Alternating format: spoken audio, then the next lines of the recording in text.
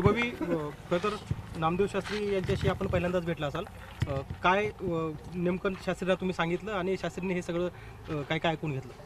मी महंत नामदेव शास्त्रींची भेट घेतली आणि जसं आम्ही त्यांना सांगण्यासाठी आलतो की जसं माझ्या वडिलांचा हत्या कशामुळे झाली, तो घटनाक्रम काय होता, आज त्यांना आम्ही सांगितलं.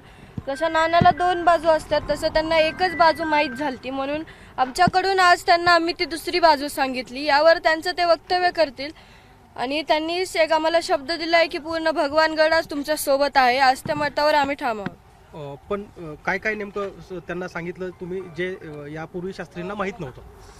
म्हणजे ते तर आम्हाला म्हणले की जे आज तुम्ही आम्हाला सांगितलं, तर चाचांनी नंतर विचारलं त्यांना येताना की हे तुम्हाला म्हणजे माहीत झालं असतं का किंवा होतं का, तर ते म्हणले हे मला माहीत झालं नसतं आणि हे मला माहीतही नव्हतं. कदाचित त्यांना ते माहीत नसेल म्हणूनच त्यामुळे आज आमची बाजू घेऊन आम्ही त्यांच्याकडे गेलतो. त्यांना आमची बाजू सांगितली, त्यांनी ते ऐकूनही घेतली.